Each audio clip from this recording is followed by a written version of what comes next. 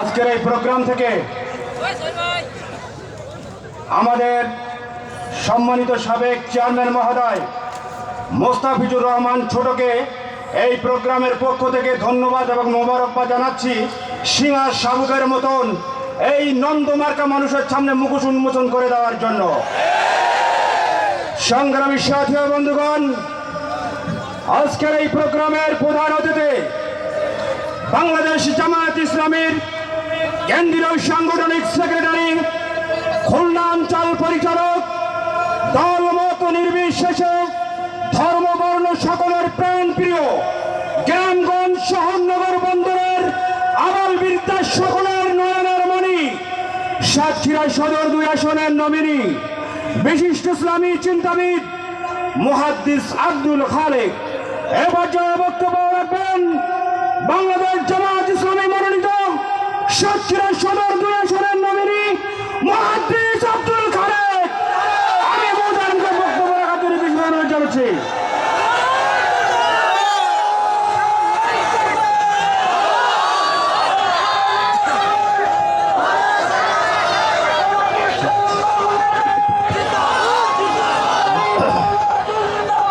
আসসালামু আলাইকুম ওয়া রাহমাতুল্লাহি ওয়া বারাকাতুহু।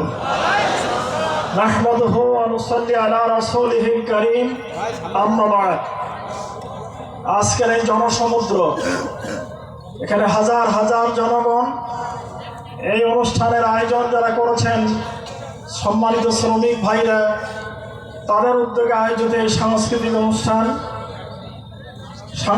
অনুষ্ঠান এবং আমাদের বাংলাদেশে শুধু নয়, সারা পৃথিবীতে যার কণ্ঠ আলোড়িত হচ্ছে, প্রতিধ্বনিত হচ্ছে, সেই আমাদের প্রাণের প্রিয়, আমার নিজের সন্তান সমতুল্য অ্যাডভোকেট রকনুজ্জামান খান এবং তার সাথীরা আজকে আমাদের মাঝে হাজির হয়েছেন। জনাব সভাপতি, সম্মানিত নেতৃবৃন্দ, হযরতে উলামায়ে কেরাম, সুধীজন, জ্ঞানীজন, মুরব্বিয়ানে কেরাম, যুবক ভাইরা, সম্মানিত মা এবং বোনেরা, সনাতন ধর্মের অনেক সম্মানিত ভাইরা এখানে উপস্থিত থাকতে পারেন, আমি সবাইকে শ্রদ্ধার সাথে স্মরণ করছি। বন্ধুগণ, আমরা 1947 সাল থেকে নিয়ে এ পর্যন্ত বাংলাদেশে বিভিন্ন নেতৃত্ব এবং বিভিন্ন সরকার আমরা দেখেছি, কিন্তু আমরা কোনো সরকারের মাধ্যমে আল্লাহ রব্বুল আলামিন যে সংবিধান পাঠিয়েছেন, রব্বুল আলামিন যে আল কোরআন পাঠিয়েছেন, এই আল কোরআনের শাসন আমরা কোনোদিন দেখতে পারি নাই। আমরা সিদ্ধান্ত নিয়েছি এবারের পার্লামেন্টে আমরা আল কোরআনকে নিয়ে যেতে চাই।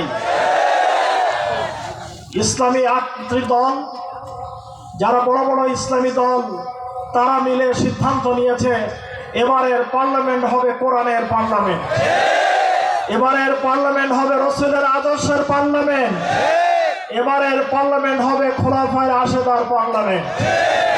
যে দেশে মাওলানা দেলোয়ার হোসেন সাঈদী সাহেব জীবন দিলেন, মাওলানা মতিউর রহমান নিজামী সহ জামায়াত ইসলামীর 11 জন শীর্ষ নেতা যারা হাসতে হাসতে ফাঁসির দড়িকে চুম্বন করেছেন, সেই দেশে আমরা কোরআনের রাজ কায়েম করব ইনশাআল্লাহ। আল্লামা ইকবাল রহমতুল্লাহ আলাইহি, ইসলামী রেনেসাঁর কবি, তিনি চমৎকার করে আপনাদের আমাদের পরিচয় দিয়েছেন। আপনারা আমরা কারা, আমাদের পরিচয় কি, একথা বলতে যে আল্লামা ইকবাল রহমতুল্লাহ আলাইহি বলেছেন, बातिल से दबने वाले आसमां नहीं हम 100 बार कर चुका है तो इम्तिहा हमारा। হে আল্লাহ, বাতিলের সামনে আমরা কোনোদিন মাথা নত করি নাই, তুমি আমাদেরকে 100 বার পরীক্ষা করেছো, কিন্তু আমরা কোনোদিন মাথা কেটে দিয়েছি, কিন্তু বাতিলের সামনে আমরা মাথা নত করি নাই। তাওহীদ কি আমানত सीनू में है हमारे, आशा नहीं मिटाना नाम ও নিশা हमारा। তাওহীদের আমানত আমাদের বুকের মধ্যে আছে, অত সহজ হবে না আমাদের নাম এবং নিশানাকে মিটায়ে ফেলা। বন্ধুগণ, দেলোয়ার হোসেন সাঈদী সাহেব যদি, মাওলানা মতিউর রহমান নিজামী এবং তার সাথীরা যদি ওই বাতিলের সামনে সামান্য 1-2টা পয়েন্ট আপোষ করতেন, তাহলে জামায়াত ইসলামী, আপনারা, আমরা, এই ভোমরার কৃতি সন্তান সেও জীবন দিয়েছে। আবু হানিফ এই জীবন দেওয়ার প্রয়োজন হতো না, কিন্তু আমরা জীবন দিতে রাজি ছিলাম। বাতিলের সামনে আমরা আমাদের ভিড় ঝোঁকাতে, মাথা ঝোঁকাতে আমরা কোনোদিন রাজি ছিলাম না। অতএব আমরা এবারের পার্লামেন্টে কোরআন নিয়ে যেতে চাই। এবারের পার্লামেন্টে আমরা খোলাফের আশেদিয়ানের আদর্শকে আমরা নিয়ে যেতে চাই। বন্ধুগণ, রব্বুল আলামিন কোরআনুল কারীম পাঠিয়েছেন শুধু তেলাওয়াত করার জন্য নয়, কোরআনুল কারীম পাঠিয়েছেন কেন? আল্লাহ রব্বুল আলামিন তার জবাবে বলেছেন, ইন্না আনসালনা ইলাইকাল কিতাব, হে রাসূল আপনার কাছে আমি কিতাব পাঠিয়েছি। এই জন্য কোরআন পাঠিয়েছি, কিতাব পাঠিয়েছি, লিতাহকুমা বাইনান নাস, কোরআন দিয়ে বিচার এবং ফয়সালা করার জন্য আমি কোরআন পাঠিয়েছি। লিতুখরিজান নাসা মিনাজ যুলুমাতি ইলান নূর, অন্ধকার থেকে আলোর দিকে জনগণকে নিয়ে আসার জন্য আমি কিতাব পাঠিয়েছি। অতএব কোরআন শুধু তেলাওয়াতের জন্য আসে নাই, কোরআন এসেছে সমাজ পরিচালনা করার জন্য, শ্রমজীবী মানুষের মুখে হাসি ফোটানোর জন্য, গরিব দুঃখীদের দুঃখ এবং দুর্দশা দূর করার জন্য এই কোরআনুল কারীম এসেছে। অতএব কোরআনুল কারীম থেকে দূরে সরে যাওয়ার কারণে, আল্লাহর পাঠানো এই কিতাব থেকে দূরে সরে যাওয়ার কারণেই কিন্তু আমাদের দেশের এবং আমাদের ভাগ্যের এই বিড়ম্বনা। বন্ধুগণ, আপনারা শুনেছেন শেখ হাসিনার আমলে 26 লক্ষ কোটি টাকা, 26 লক্ষ কোটি টাকা শুধু বিদেশে পাচার হয়েছে। ইসলামী ব্যাংক সহ সমস্ত ব্যাংক থেকে লক্ষ লক্ষ কোটি টাকা লুটপাট করা হয়েছে। যে দেশের হাসপাতালে ওষুধ পাওয়া যায় না, যেখানে একজন শ্রমিকের বিবির, তার মায়ের, তার বাবের, তার পিতার পরনে একটা কাপড় পাওয়া যায় না, তার বাপ মা যখন অসুস্থ হয় তাদের ওষুধ কেনার পয়সা পাওয়া যায় না, সেই সময় লক্ষ লক্ষ কোটি টাকা বিদেশে পাচার করা হয়েছে।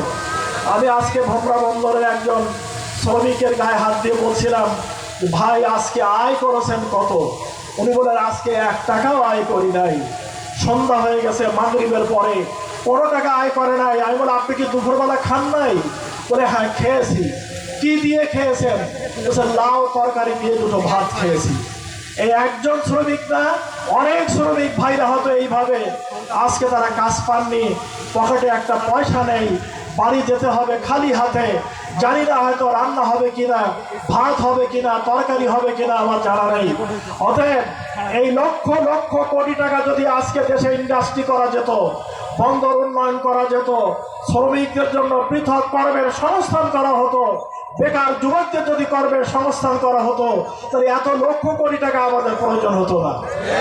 অতএব বন্ধুগণ, এমন একটি সরকার চাই যারা যে সরকার যাদের আমানত, রাষ্ট্রের আমানতকে যারা নিজেরা আমানত মনে করবে, একটি হারাম পয়সা তারা তাদের পেটের ভিতরে ঢোকাবে না, এরকম একটি সরকার এবং এই ধরনের নেতৃত্ব প্রয়োজন। বন্ধুগণ, এমপি মাওলানা ইয়াসাত আলী সাহেব আশাশুনি, কাজী শামসুর রহমান সাহেব 3বার এমপি হয়েছিলেন, প্রিন্সিপাল আব্দুল খালেক সাহেব সাতক্ষীরাতে উপজেলা চেয়ারম্যান ছিলেন, ইউনিয়ন চেয়ারম্যান ছিলেন, এমপি ছিলেন। আপনারা কোনোদিন কি শুনেছেন তারা রাষ্ট্রের 1টি টাকা দুর্নীতি করেছেন? এমপি ইয়াসাত সাহেব বাড়িতে বাঁশের চটা তৈরি করছেন ঘর ছাওয়ার জন্য, তখন তিনি এমপি। ঢাকা থেকে মেহমান এসেছেন এমপি সাহেবের সাথে এলাকার বাঁধ নির্মাণ নিয়ে গুরুত্বপূর্ণ বিষয় নিয়ে কথা বলার জন্য। তারা এমপি সাহেবের বাড়ির কাছে যে দেখলেন একজন বৃদ্ধ মানুষ চটা তৈরি করছে, বাঁশের চটা। ঢাকা থেকে যে অফিসাররা এসেছেন তারা জানতে চাইলেন যে, মুরব্বী, আমরা এসেছি এমপি ইয়াসাত সাহেবের সাথে দেখা করার জন্য, আপনি কি আমাদের এমপি মহোদয়ের বাড়ি এবং তাকে একটু চেনাই দিতে পারেন? উনি বলেন, বাবা দাঁড়াও, আমি আসছি, তোমাদের এমপি সাহেবের সাথে পরিচয় করাইয়ে দেব। তিনি বাড়ি চলে গেলেন, বাড়িতে একটা পাঞ্জাবি পরলেন এবং মাথায় টুপি করে এসে সালাম দিয়ে বললেন যে, বাবা আমি এমপি ইয়াসাত আলী, আমি এমপি ইয়াসাত আলী। কাজী শামসুর রহমান সাহেবের বাড়ি আজও দেখে আসেন, প্রিন্সিপাল আব্দুল খালেক সাহেবের বাড়ি আজও দেখে আসেন। এই শহীদ হাসান চেয়ারম্যান আমরা মিলে জোর করে তার একটা মাথা গুজার মতন একটা ঘর বানিয়ে দিয়েছিলাম, যে ঘরটাও বুলডোজার দিয়ে ভেঙে চুরমার করা হয়েছিল। অতএব বাংলাদেশের 2 জন মন্ত্রী 3টা মন্ত্রণালয় চালিয়েছেন, তারা 2 টাকার দুর্নীতি করেছেন। এ পর্যন্ত আমাদের শত্রুপক্ষ কেউ কোনোদিন বলতে পারে নাই। আমাদের এমপিদের ব্যাপারে কোনো বক্তব্য নাই। অতএব জামাত ইসলামী দেশে পরীক্ষিত একটি রাজনৈতিক দল। এবার শুধু আমরা নয়, বরং আমাদের সাথে আরো 8টি ইসলামিক রাজনৈতিক দলকে সাথে নিয়ে আমরা বাংলাদেশের দুঃখী মানুষের ভাগ্যের পরিবর্তন ঘটাতে চাই আল কোরআনুল কারীমের আইন বাস্তবায়নের মাধ্যমে। আমি আপনাদের সামনে দোয়া নেওয়ার জন্য দাঁড়িয়েছি। আমাকে আবার এখান থেকে ফিংলি যেতে হবে। আমি ভোমরার এই লাখো জনতাকে, জনসমুদ্রকে আমার পক্ষ থেকে আন্তরিক ধন্যবাদ জানাচ্ছি এবং আপনাদের কাছে দোয়া কামনা করছি। আমি কোনো যশের জন্য, খ্যাতির জন্য, কোনো প্রশংসার জন্য, কোনো সাহেব হওয়ার জন্য আমি এখানে দাঁড়াইনি। আমি কান্নাকাটি করেছিলাম যে আমাকে এখান থেকে মুক্তি দেওয়া হোক, কিন্তু সংগঠন, জনগণ আমার পরে এই আমানত চাপিয়ে দিয়েছে। অতএব আপনারা আমার জন্য দোয়া করবেন। আমি ইতিমধ্যে সিদ্ধান্ত নিয়েছি, যেহেতু আমি আপনাদের প্রার্থী, আমার সম্পর্কে আপনাদের জানার অধিকার আছে।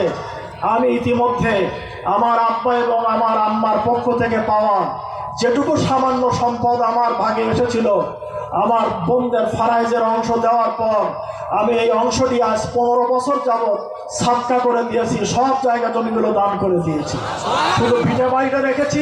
আল্লাহ রাব্বুল আলামিন যদি আপনাদের দোয়া এবং মেহেরবানিতে, আপনাদের সমর্থনে যদি আমাকে পার্লামেন্টে কবুল করেন, তাহলে পার্লামেন্টের একজন এমপির জন্য যে ভাতা, ডাল ভাত খাওয়ার মতন সামান্য পয়সা রেখে বা আমার শিক্ষকতার জীবনের ভাতার এই পয়সাটুকু ব্যবহার করে বাকি সম্পদ আমি সম্পূর্ণ গরিব, দুঃখী, বঞ্চিত, বেকার যুবকদের জন্য দান করে দিয়ে দিতে চাই। অতএব আমি জীবনকে এই কাজের জন্য নিয়ে এসেছি। আল্লাহ রাব্বুল আলামিন যেন আমাকে ইবাদত হিসাবে এটাকে গ্রহণ করেন, ইবাদত হিসাবে যেন আল্লাহ রাব্বুল আলামিন আমাকে কবুল করেন। অনেক অমুসলিম ভাই এসেছেন, অনেক দাদারা এসেছেন। আমি সকলকে সম্বোধন করে বলতে চাই যে আপনাদের সাথে আমাদের ব্যাপারে অনেক কথাবার্তা বলাবলি করে, কিন্তু কাজী শামসুর রহমান সাহেব থেকে শুরু করে নিয়ে আমাদের যখন এমপি সাহেবরা ছিলেন, তখন কোনো হিন্দু আমাদের এমপি সাহেবদের মাধ্যমে, চেয়ারম্যানদের মাধ্যমে, আমাদের উপজেলা চেয়ারম্যানদের মাধ্যমে একটা জুলুমের শিকার হয়েছেন, এর কোনো প্রমাণ আপনারা দিতে পারবেন না। বড় হাজার প্রমাণ আছে যে আপনাদের পাশে আমরা দুর্দিনে দুঃসময় দাঁড়িয়েছি। যেদিন ভারতে বাবরি মসজিদ ভাঙা হলো, সেদিন আমি ভাবলাম আমাদের হাটের জোড়া মন্দির হয়তোবা মুসলমানরা এটা ভেঙে দিতে পারে। আমি লুঙ্গি পরা একটা গেঞ্জি গাই, এই অবস্থা দৌড়েই আসলাম। এসে দেখলাম মন্দিরের চারিধারে হাজার হাজার মানুষের ভিড়। আমি লাইটের সামনে নিজেকে হাত উঁচু করে দাঁড়িয়ে বললাম যে এই মন্দির যদি আপনারা ইট ভাঙতে চান, তাহলে এই মন্দির ভাঙার আগে আপনারা আমাকে মেরে ফেলতে হবে। আমি জীবিত থাকতে এই মন্দির গায়ে হাত দিতে দেব না। তারা ইন্ডিয়ায় আঘাত করেছে, ইন্ডিয়ায় তার বিচার হবে, তার জন্য বাংলাদেশের মন্দির ভাঙতে হবে, এর কোনো অধিকার আমাদের জন্য নাই।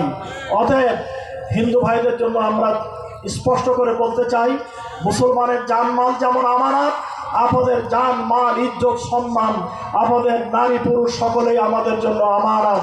তাদের আমানত, আপনাদের এই আমানত রক্ষা করার জন্য আমরা প্রস্তুত।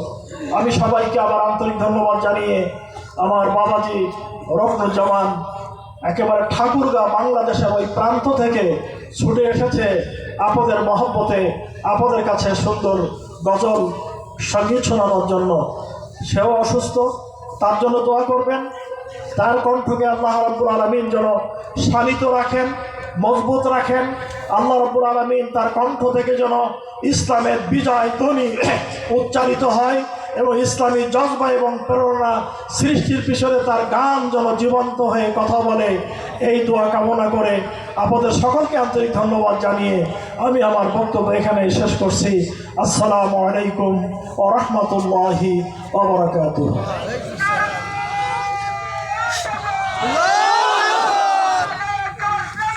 আলহামদুলিল্লাহ, আমরা আমাদের প্রাণপ্রিয় নেতাকে পেয়েছি। আপনারা দেখছেন আমাদের এই প্রাণপ্রিয় নেতার ইনসাফের প্রতীক, ন্যায় ইনসাফের প্রতীক, দাঁড়িপাল্লা প্রতীকের উপহার দিয়ে ধন্য করতেছেন আজকের এই আয়োজনের সম্মানিত উদ্যোক্তা, বারবার কারাবরণকারী শ্রমিক সংগঠক, শ্রমিক নেতা লুৎফর রহমান আমাদের সম্মানিত দায়িত্বশীলকে, সম্মানিত নমিনিকে দাঁড়িপাল্লা প্রতীক দিয়ে বরণ করে নিচ্ছেন।